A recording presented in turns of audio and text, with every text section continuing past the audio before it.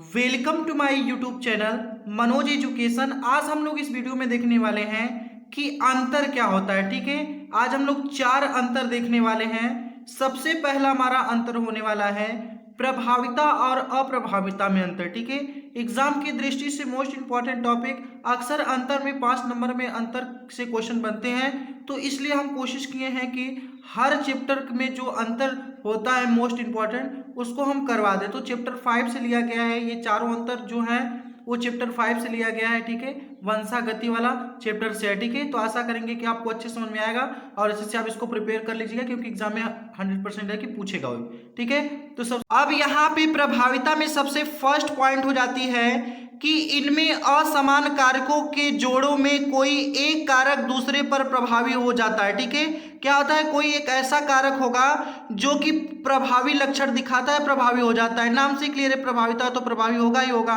दूसरी पॉइंट कुछ इस प्रकार से लिख गई है अप्रभाविता में। पहली पॉइंट इस प्रकार से, इनमें से असमान कारकों के जोड़ों में से कोई एक कारक दूसरे से छिप या दब सकता है। ठीक है, यानी दिख भी सकता है और दब भी सकता, मतलब कि नहीं भी दिख सकता है। अप्रभावी नाम से क्लियर है कि वैसे न दिखने के चांसेस रहेंगे। ठीक है, यहाँ पे इसमें प्रभाविता में दूसरी पॉइंट कुछ इस प्रकार से लिखा गया है, यह संकरण के पश्चात प्रथम पीढ़ी में विपर्यासी गुणों के युग्म में दिखाई देते हैं। किस रूप में दिखाई देते हैं? युग्म के रूप में दिखाई देते हैं। जबकि इसमें क्या है कि यह संकरण के पश्चात प्रथम पीढ़ी में विपरासी गुणों के युग्म उपस्थित किंतु क्या होता है कि प्रकट नहीं होते। ठीक है, इसमें क्या होता है, प्रकट पूर्ण रूप से नहीं दिखाई देते, लेकिन इसमें युग्म के रूप में दिखाई देते हैं। आशा अब यहाँ पे दूसरा अंतर हम लोग देखने वाले हैं सम युग्मजी और विषम युग्मजी में अंतर। ठीक है, अक्सर एग्जाम में कई बार पूछे गए हैं, तो इसको आपको अच्छे से ध्यान से देखना है। ठीक है, देख लेते हैं। सबसे पहले इसमें पहली पॉइंट सम युग्मजी में क्या लिखा है, इनमें एक कारक के दोनों युग्म विकल्पी के समान होते हैं। ठीक है,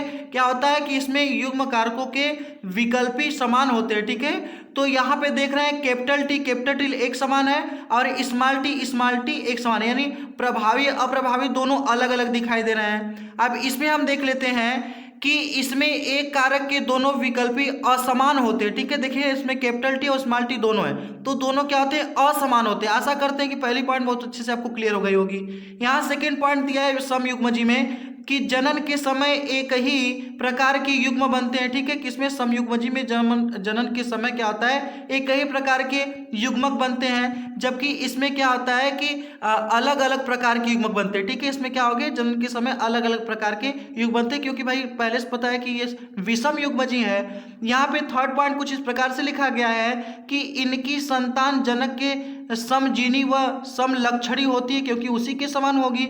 लेकिन इसमें क्या होता है कि इनकी संतान में प्रभावी व अप्रभावी दोनों लक्षण दिखते हैं, क्योंकि ये विषम युग्मजी है, दोनों का मिक्सअप है, तो ऑलरेडी वैसे दोनों लक्षण दिखेंगे, लेकिन इसमें क्या होंगे, समान दिखेंगे। ठीक है, आशा करते हैं कि बिल्कुल सिंपल है और आपको अच्छे से क्लियर हो गया होगा। अब यहाँ पे हमारा जो थर्ड अंतर होने वाला है, एक संकर और द्विसंकर में अंतर बताना है। ठीक है, एग्जाम की दृष्टि से मोस्ट इंपॉर्टेंट टॉपिक। सबसे पहले देख लेते हैं एक संकर में क्या है, एक ही लक्षण के दो विभिन्न गुणों का अध्ययन किया जाता है। ठीक है, एक ही लक्षण के दो विभिन्न गुणों का अध्ययन किया जाता है, किसमें, एक संकर संकर में। जबकि इसमें क्या होता है कि दो विपर्यासी लक्षणों का अध्ययन किया जाता है। ठीक है, इसमें दो विपर्यासी लक्षणों का अध्ययन किया जाता है, क्योंकि इसमें द्विसंकर हो रहा है। अब इसमें दिया है दूसरी पॉइंट एक संकर में कि ऐसा जीव जिसमें एक जीन स्थल पर युग्म विकल्पी विषम युग्मजी हो। ठीक है, क्या होता है, ऐसा जीव जिसमें एक जीन स्थल पर युग्म विकल्पी विषम युग्मजी हो। जबकि इसमें क्या होता है, ऐसा जीव जिसमें दो जीन पर स्थल युग्म विकल्पी भिन्न भिन्न हो सकते हैं। ठीक है, इसमें दो रहेंगे लेकिन भिन्न भिन्न रहेंगे।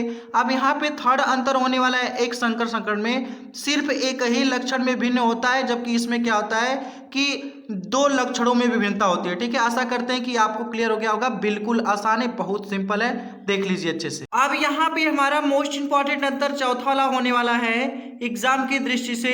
अब यहाँ पे देख लेते हैं जीन प्रारूप एवं लक्षण प्रारूप में अंतर बताना है। ठीक है, कि जीन प्रारूप क्या होते हैं, लक्षण प्रारूप में अंतर बताना है। तो सबसे पहले देख लेते हैं जीन प्रारूप पे किस प्रकार से। पहली पॉइंट, जीन प्रारूप किसी जीव के जीन संगठन को व्यक्त करता है। क्या करता है, ये किसी जीन संगठन को व्यक्त करता है। जबकि इसमें क्या होता है, कि यह प्रत्यक्ष रूप से लक्षणों का प्रारूप जीवों के आकार, आकृति व स्वभाव आदि गुणों को व्यक्त करता है। ठीक, क्या करता है? यह प्रत्यक्ष रूप से लक्षण प्रारूप जीवों के आकार, आकृति यानी उसकी बनावट और उसके बाद रंग व स्वभाव आदि गुणों पर व्यक्त करता है। कौन? लक्षण प्रारूप। ठीक है, किसी भी जीव के लक्षण यही सब होते हैं। अब यहाँ पे जीन प्रारूप में सेकेंड पॉइंट होने वाली है कि समान जीव प्रारूप वाले जीवों का एक ही प्रकार के पर्यावरणीय होते हैं, इनका लक्षण प्रारूप भी समान होता है। ठीक है, क्या होता है? इनका लक्षण प्रारूप समान होता है। जबकि इसमें हम देख लेते हैं कि इनमें लक्षण प्रारूप जो देखने में समान होते हैं उनका जीन प्रारूप संगठन समान हो सकता है और नहीं भी हो सकता है। ठीक है, इनका समान हो सकता है और न भी हो सकता है, कोई फिक्स नहीं, लेकिन इनका सारा क्लियर है कि फिक्स हो सकता है। अब यहाँ पे थर्ड पॉइंट लिखा कुछ इस प्रकार से गया है जीन प्रारूप में, किसी भी जीव के प्रारूप को स्थापित करने हेतु उनके पूर्वज अध्ययन को आधार बनाया जा सकता है। ठीक है, उनके पूर्वजों का आधार बनाकर ही उनके बारे में पता किया जा सकता है। जबकि इसमें क्या होता है कि बाह्य रूप से दिखाई देने वाला रूप लक्षण प्रारूप का प्रतिनिधित्व करता है। ठीक है, आशा करते हैं कि ये सारी पॉइंट आपको क्लियर हो गई होंगी। बहुत ही अच्छा डिफरेंस है, सिंपल लैंग्वेज में अच्छे से आप याद कर पाएंगे। Thank you so much for watching my video.